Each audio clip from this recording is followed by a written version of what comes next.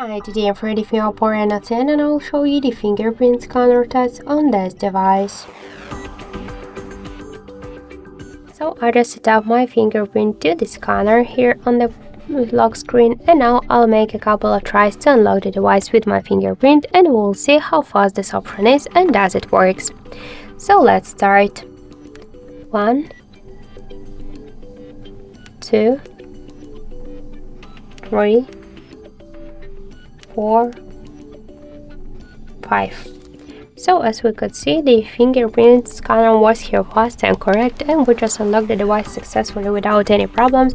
You just should for a while keep your fingerprint on the sensor, just not to simply touch it, because by this way you have no chance to unlock your device.